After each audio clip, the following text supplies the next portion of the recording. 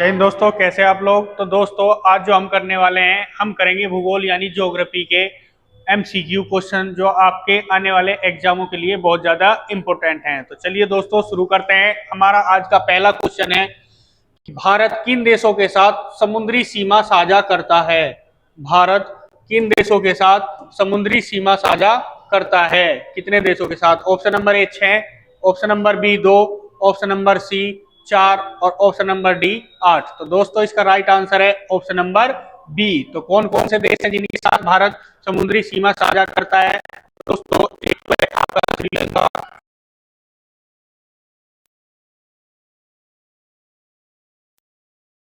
इनके साथ में भारत क्या करता है, समुद्री सीमा साझा। दोस्तों जो आपके बांग्लादेश और पाकिस्तान है वहां पे समुद्री भी है, लेकिन वहां पे क्या है, स्थल सीमा भी है। तो दोस्तों इसलिए इसका राइट आंसर क्या होगा, ऑप्शन नंबर बी।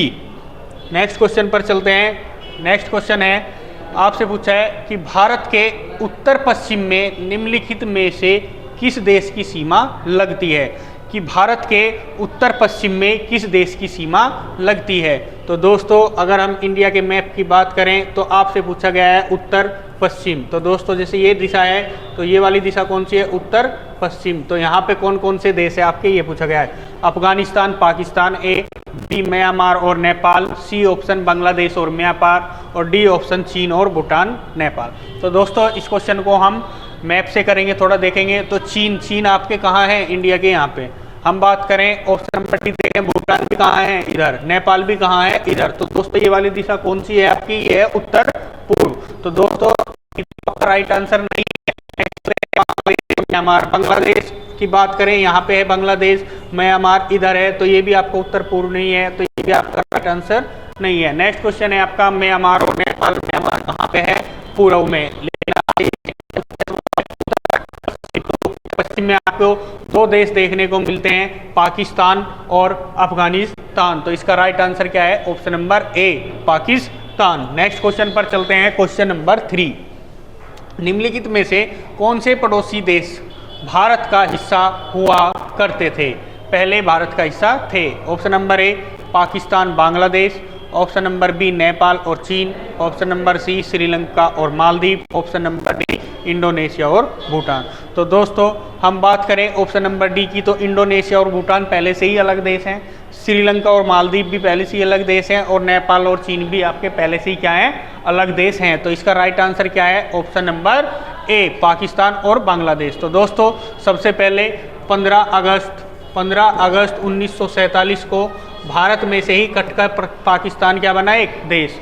और ये क्या बना, पश्चिमी पाकिस्तान और पूर्वी पाकिस्तान। जो आपका पूर्वी पाकिस्तान था वही 1971 में क्या बना, बांग्लादेश। तो ये देश क्या है, ये देश भारत से ही निकले हुए हैं, पाकिस्तान और बांग्लादेश। नेक्स्ट क्वेश्चन पर चलते हैं, क्वेश्चन नंबर 3।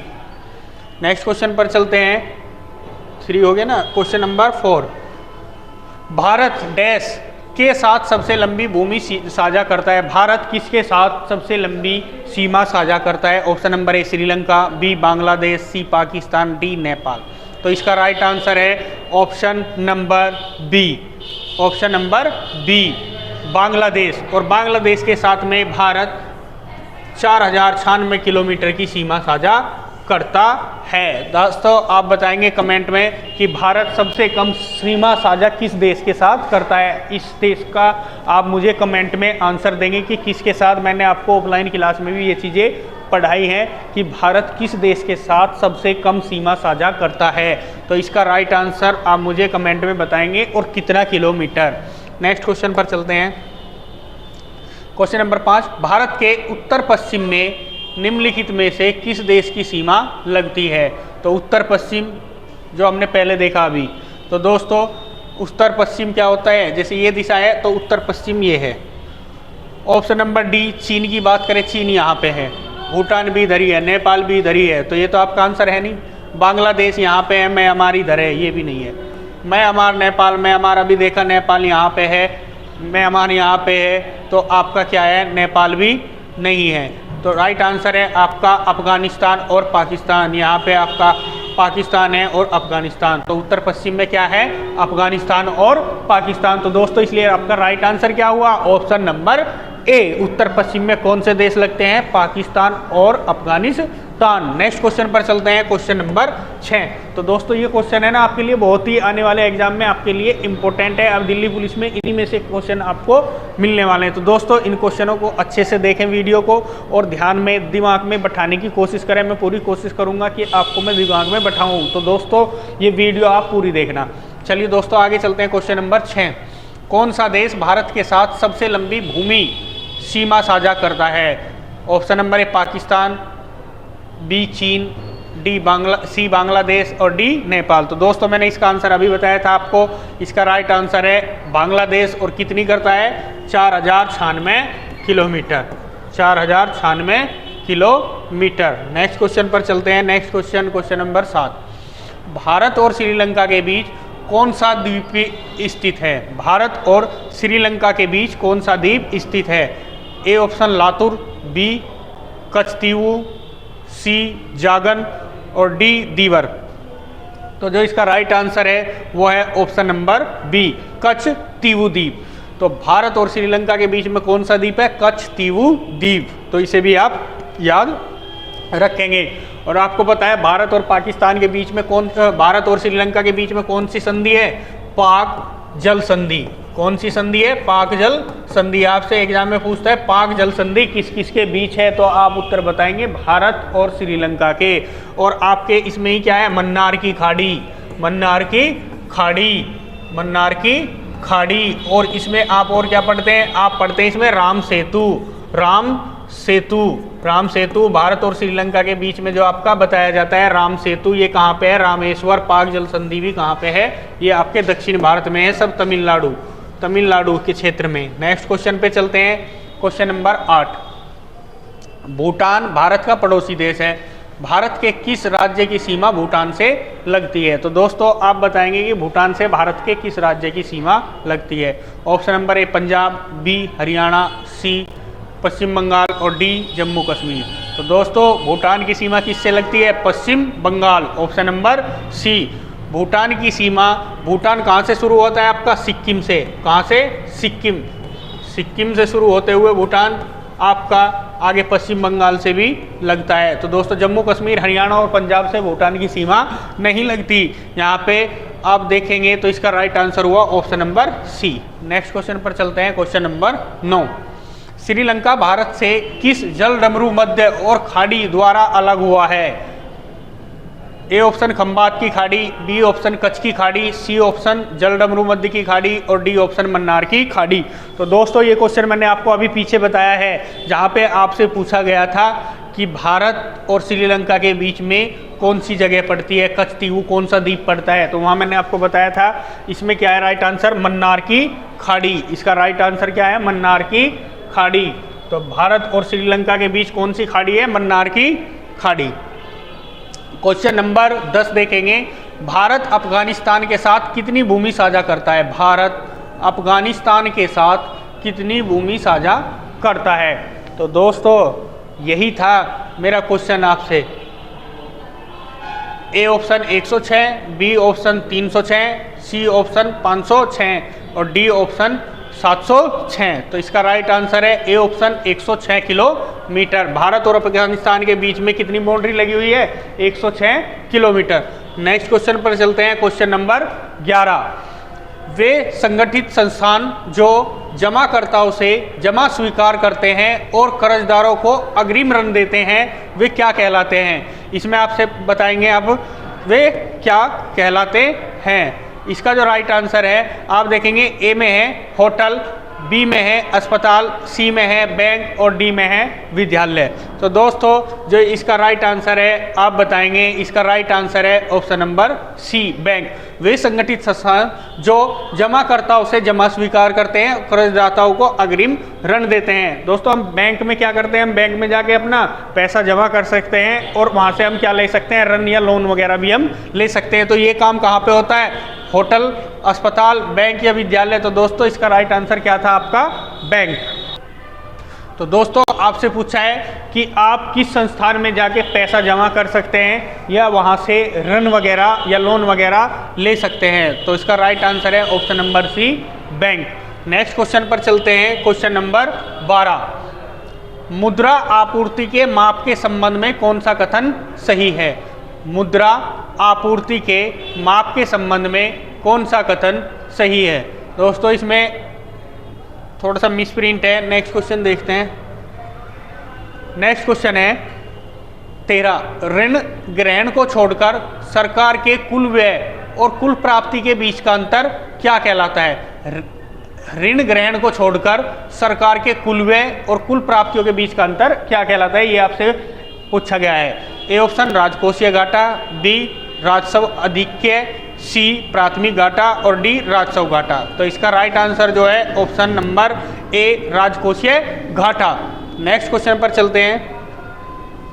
भारत की किस पंचवर्षीय योजना में 5 IIT स्थापित किए गए? तो दोस्तों मैंने आपको पंचवर्षीय योजना की एक वीडियो अपने चैनल पे दी गई हुई है, ठीक है। स्टडी विद गौरव गोस्वामी जो आपका चैनल है उस पे आपको पंचवर्षीय योजना की मैंने वीडियो दी हुई है और उसी पे ही आप देखेंगे तो उसमें बताया गया है मैंने पंचवर्षीय योजना की शुरुआत जो हुई थी 1951 से हुई थी और 2017 की जो हमारी लास्ट पंचवर्षीय योजना थी वो 12वें नंबर की थी। नंबर वाइज कितने की थी? 12वें की।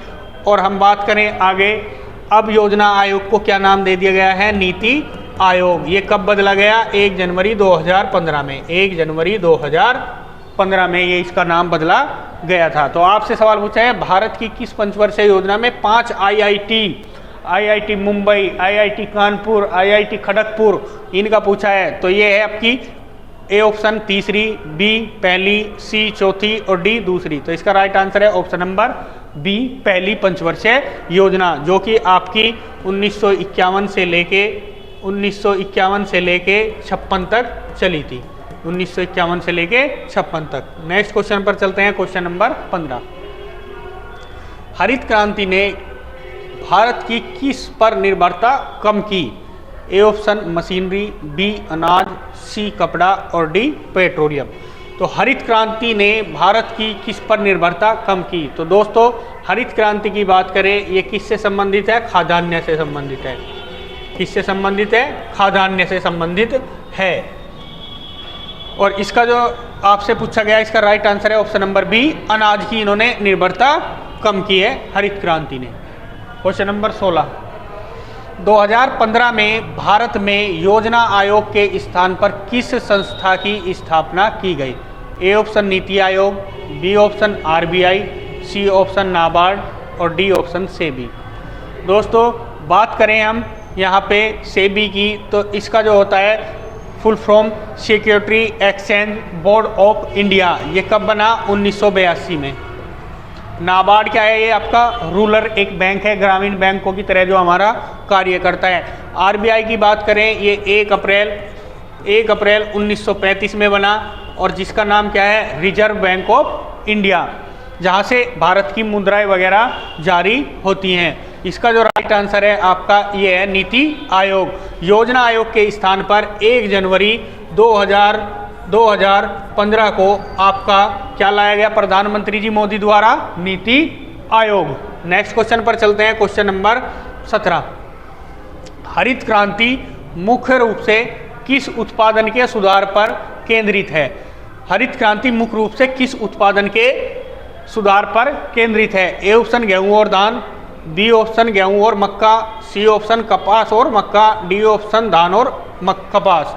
तो दोस्तों हरित क्रांति की बात करें, हरित क्रांति का आपको पता है विश्व में जो हरित क्रांति का जनक है उनका नाम है नॉर्मन बोरलॉग।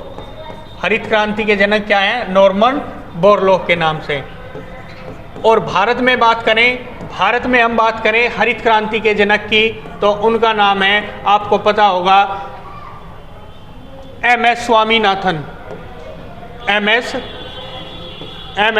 स्वामीनाथन ये क्या है? भारत के हरित क्रांति के जनक। तो दोस्तों इन्होंने किस किस फसल को दिया? गेहूं और धान। 1965-66 की बात है जब हरित क्रांति भारत में आई, तो उन्होंने गेहूं और धान की उपज को बढ़ावा दिया कि ज़्यादा गेहूं और धान वगैरह की ज़रूरत है। Next question 18। गरीबी रेखा के आकलन के लिए रंगराजन समिति ने अपनी रिपोर्ट किस वर्ष प्रस्तुत की? 2016, 2014, 2012, 2010। तो दोस्तों जो गरीबी के लिए आपकी रंगराजन समिति बनाई गई थी उसने जो है अपनी रिपोर्ट सन 2014 में दी थी। नेक्स्ट क्वेश्चन पर 19 भारतीय वित्तीय वर्ष किस तारीख से शुरू होता है? भारतीय वित्तीय वर्ष किस तारीख से शुरू होता है? ए ऑप्शन 1 मार्च, बी 31 मार्च, सी 1 अप्रैल और डी 1 जनवरी। तो दोस्तों भारत का जो वित्तीय वर्ष है वो 1 अप्रैल से शुरू होता है। दोस्तों ऐसे क्वेश्चन आपको दिल्ली पुलिस में बहुत देखने को मिलेंगे। भारतीय वित्तीय वर्ष कब शुरू होता है? 1 अप्रैल। भारतीय बैंकों का वर्ष कब शुरू होता है? 1 अप्रैल।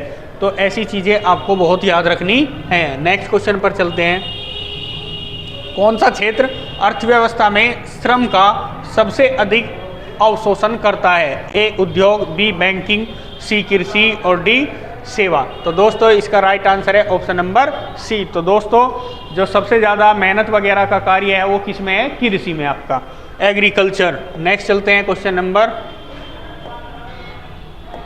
तो दोस्तों यही थे हमारे क्वेश्चन।